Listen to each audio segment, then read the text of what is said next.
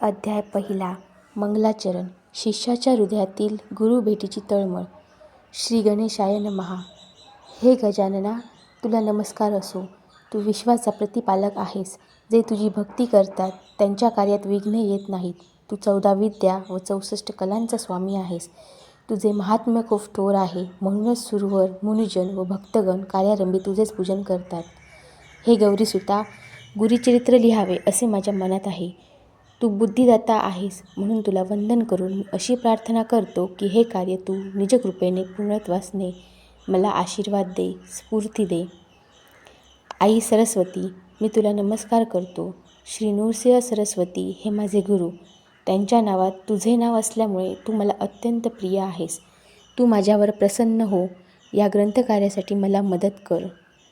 सृष्टी उत्पन्न करणारा ब्रह्मदेव, विश्वपालक श्री विष्णू आणि संहाराने सृष्टीचे नियमन करणारा शंकर या त्रिवर्गास नमस्कार. सर्व देवांना नमस्कार. सिद्ध, गंधर्व, ऋषी, व्यासादी श्रेष्ठ मुनी, वाल्मिकी आदी कवीश्वर या सर्वांना नमस्कार. तुम्ही माझ्यावर कृपादृष्टी ठेवून हे ग्रंथकार्य पूर्णत्वास न्या अशी विनम्र प्रार्थना करतो. माता पित्यांस नमस्कार. आपस्तंभ शाखेचे कौंडिण्य गोत्रात जन्मलेले सायनदेव हे आमचे मूळ पुरुष. साखरे हे त्यांचे आडनाव. त्यांचे पुत्र नागनाथ, त्यांचे पुत्र देवराय व त्यांचे पुत्र गंगाधर हे माझे वडील. आश्वलायन शाखेचे काश्यप गोत्राचे चोंडेश्वरी यांची कन्या चंपा ही माझी आई. माझ्या वडिलांच्या नावापुढे सरस्वती हे नाव लावून मी मोठ्या आदराने सरस्वती गंगाधर असे नाम धारण केले आहे. आमच्या कुळावर पूर्वीपासून श्री गुरूंची कृपा आहे. त्यांनीच मला श्री गुरुचरित्र लिहिण्याची आज्ञा केली आहे. श्री गुरूच्या आशीर्वादाने हा ग्रंथ पूर्ण होईल अशी माझी श्रद्धा आहे. श्री गुरु नृसिंह सरस्वती म्हणजे दत्तात्रेयांचा अवतार. ज्यांना आपले व आपल्या पुत्रपौत्रांचे कल्याण व्हावे असे वाटते, त्यांना हे गुरुचरित्र फलदायी आहे. ज्याच्या घरी हे गुरुचरित्र नित्य प्रेमाने श्रवण पठण केले जाईल, त्याच्या घरी लक्ष्मी वास करील. त्याची मनोरथे पूर्ण होतील, इष्टकार्य सिद्धी होईल. तेथे सुख समाधान नांदेल. दुःख, संकष्टे, चिंता, पीडा व व्याधी यांचे निवारण होईल. श्रीगुरूंच्या वास्तव्याने पावन झालेल्या श्री क्षेत्र गाणगापुरास जाऊन श्रीगुरूंची आराधना केल्याने इष्टफलप्राप्ती त्वरित होते. गुरुने दिलेल्या नाममंत्राचा जप करणारा एक साधक अन्यग्रामी राहत असे. एके दिवशी त्याच्या मनात श्रीगुरूंच्या दर्शनाची तीव्र इच्छा निर्माण झाली. तो गाणगापुराकडे वाटचाल करू लागला.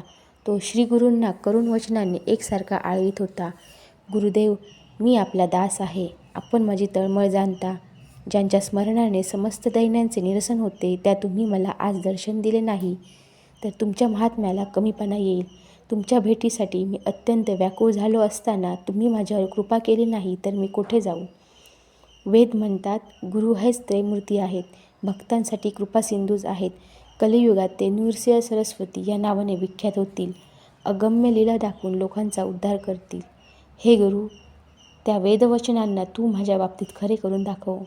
तुझ्या ठायी तिन्ही देवांचे गुण एकवटले आहेत.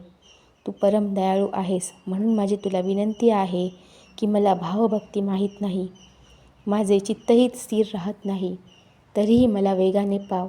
माझ्यासाठी माता, पिता, आप्त, बंधू, स्वकीय सर्व काही तूच आहेस. हे गुरुदेवा, तू माझे कष्ट व माझे दैन्य हरण कर. तू सर्वज्ञ आहेस. मग माझ्या मनाचे दुःख तुला कळत नाही? घेतल्याशिवाय द्यायचे नाही अशी तुझी रीत असेल तर मी तुला काय देऊ ते तरी सांग. काहीतरी घेऊन मग देणे हा तर व्यवहार झाला. त्यात तुझे काय औदार्य? हे नरहरी, माझ्यावर कृपा करणे तुला सहज शक्य असताना मला एवढा आटापिटा का करायला लावतोस?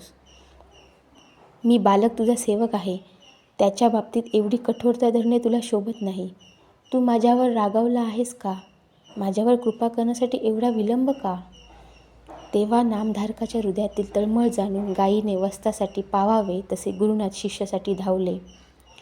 त्यांच्या दर्शनाने शिष्याची तळमळ एकदम शांत झाली. त्याने गुरुचरणांवर मस्तक ठेवून त्यांना वंदन केले. श्रीगुरूंच्या भेटीने त्याला खूपच हर्ष झाला होता. त्याच्या हृदयात श्रीगुरूंची मूर्ती स्थिरावली होती. श्री स्वामी समर्थ.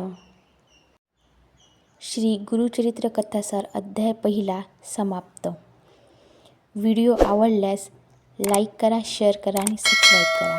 धन्यवाद.